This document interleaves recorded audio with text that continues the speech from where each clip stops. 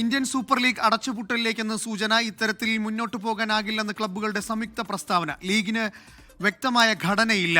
AIFFന് മുന്നിൽ പുതിയ നിർദ്ദേശങ്ങൾ വച്ചിട്ടുണ്ടെന്നും ക്ലബ്ബുകൾ പറയുന്നുണ്ട്. അസ്ഹർ ബിൻ അസീസ് സ്പോർട്സ് ഡെസ്കിൽ നിന്നും ചേരുന്നുണ്ട്.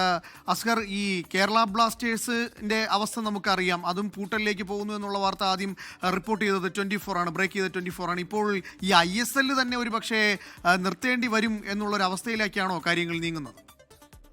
അനൂപ്, തീർച്ചയായും നമുക്കറിയാം കേരള ബ്ലാസ്റ്റേഴ്സിന്റെ അവസാന ഹോം മത്സരം ദ ലാസ്റ്റ് ഡാൻസ് എന്നുള്ള ഒരു ടൈറ്റിലോട് കൂടിയാണ് അവസാന ഹോം മത്സരം നടന്നത്. ഒരുപക്ഷെ അടുത്തൊരു സീസണിൽ ക്ലബ്ബ് ഉണ്ടാകുമോ എന്നോ അല്ലെങ്കിൽ ISL എന്നുള്ള ഒരു ഫുട്ബോൾ ടൂർണമെന്റ് തന്നെ ഉണ്ടാകുമോ എന്നുള്ള ഒരു ആശങ്ക നേരത്തെ തന്നെ ക്ലബ്ബുകൾ പങ്കുവച്ചിരുന്നതാണ്. പ്രധാനമായും ഈ ISLന്റെ നടത്തിപ്പുമായി ബന്ധപ്പെട്ടാണ് ആശങ്കകൾ നിലനിന്നിരുന്നത്. ഈ സീസൺ മാത്രം എടുത്ത് പരിശോധിച്ചാൽ ഈ സീസൺ ആരംഭിക്കുന്നതുമായി ബന്ധപ്പെട്ട് തന്നെ നേരത്തെ തന്നെ വലിയ അനിശ്ചിതത്വം നിലനിന്നിരുന്നു. പല ക്ലബ്ബുകളും വലിയ പ്രതിസന്ധി ഇതുമായി ബന്ധപ്പെട്ട് നേരിട്ടിരുന്നു. ഹൈദരാബാദ് ടീമിൽ നിന്നടക്കം താരങ്ങൾ കൊഴിഞ്ഞു പോകുന്ന സാഹചര്യം ഉണ്ടായിരുന്നു. പലർക്കും താരങ്ങൾക്ക് ആവശ്യമായ പല സൗകര്യങ്ങളും ഒരുക്കാൻ കഴിയാത്ത സാഹചര്യം ഉണ്ടായിരുന്നു. അതോടൊപ്പം തന്നെ കേരള ബ്ലാസ്റ്റേഴ്സിനെ സംബന്ധിച്ചും പല സൂപ്പർ താരങ്ങളും ക്ലബിൽ നിന്ന് പിന്മാറിയിരുന്നു. അത് ഈ ടൂർണമെന്റ് തുടങ്ങാൻ അല്ലെങ്കിൽ ഈ സീസൺ തുടങ്ങാൻ വൈകിയതിൻ്റെ ഫലമായാണ് ലൂണ ഉൾപ്പെടെയുള്ള താരങ്ങൾ പിന്നോട്ട് പോയത്. ഈ സീസണിൽ ലൂണ ഉൾപ്പെടെയുള്ള താരങ്ങൾ കളിച്ചിരുന്നില്ല. അതിനിടയിലാണ് ഇപ്പോൾ ഈ മൊത്തത്തിൽ ISLന്റെ നടത്തിപ്പുമായി ബന്ധപ്പെട്ട്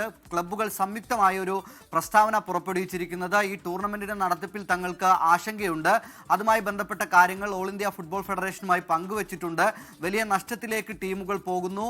ടൂർണമെന്റിന്റെ പ്രക്ഷേപണം പോലും ഏറ്റെടുക്കാൻ ചാനലുകളോ അല്ലെങ്കിൽ സാറ്റലൈറ്റ് പ്രക്ഷേപണം പോലും ഏറ്റെടുക്കാൻ ആരും എത്താത്തൊരു സാഹചര്യമുണ്ട്. അങ്ങനെ വലിയ സാമ്പത്തിക പ്രതിസന്ധി ക്ലബ്ബുകൾക്കും ടൂർണമെന്റുകൾക്കുമുണ്ട്. എന്ന് ടൂർണമെന്റ് തുടങ്ങും, എപ്പോൾ അവസാനിക്കും, ഈ കാര്യങ്ങളിലെല്ലാം തന്നെ വ്യക്തത നൽകാൻ കഴിയാത്തൊരു സാഹചര്യം നിലനിൽക്കുന്നുണ്ട്. അതോടൊപ്പം തന്നെ ഈ ക്ലബ്ബുകൾ പറയുന്ന മറ്റൊരു കാര്യം ഈ പ്രസ്താവനയിലുള്ളത്, തങ്ങൾ ഈ ISLന്റെ ഇപ്പോഴുള്ള നടത്തിപ്പിന് പകരമായി ഒരു മോഡൽ ഓൾ ഇന്ത്യ ഫുട്ബോൾ ഫെഡറേഷന് മുന്നിൽ വെച്ചിട്ടുണ്ട്. ഇതിന് ബദലായിക്കൊണ്ടുള്ള ഒരു മോഡൽ വെച്ചിട്ടുണ്ട്. ഒരുപക്ഷെ അത് അംഗീകരിക്കുകയാണെങ്കിൽ കുറച്ചുകൂടി സ്മൂത്തായി കാര്യങ്ങൾ മുന്നോട്ട് കൊണ്ടുപോകാൻ കഴിയുമെന്നുള്ള ഒരു നിലപാട് കൂടി ക്ലബ്ബുകൾ എടുക്കുന്നുണ്ട്. എന്തായാലും ഈ ടൂർണമെന്റിന്റെ നടത്തിപ്പിൽ വ്യക്തതയുണ്ടാക്കുക, സാമ്പത്തിക കാര്യങ്ങളിൽ വ്യക്തതയുണ്ടാക്കുക തുടങ്ങിയവയിൽ ഒരു കൃത്യമായ നിലപാട് വന്നാൽ മാത്രമേ ക്ലബ്ബുകൾക്ക് ഇനി ISLൽ മുന്നോട്ട് പോകാൻ കഴിയുകയുള്ളൂ. എന്തായാലും വലിയൊരു പ്രതിസന്ധി ഇപ്പോഴും നിലനിൽക്കുന്നുണ്ട്.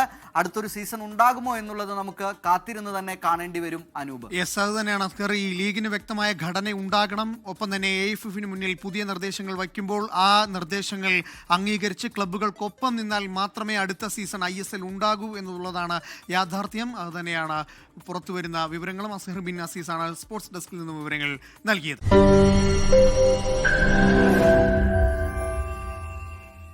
ലോകത്തെവിടെയായാലും ഏത് സമയത്തും 24 വാർത്തകളും ഓഗ്മെന്റഡ് റിയാലിറ്റി പാക്കേജുകളും എക്സ്പ്ലെയിനറുകളും വിശദമായി കാണാൻ ഞങ്ങളുടെ YouTube ചാനൽ നിങ്ങൾക്ക് സബ്സ്ക്രൈബ് ചെയ്യാം.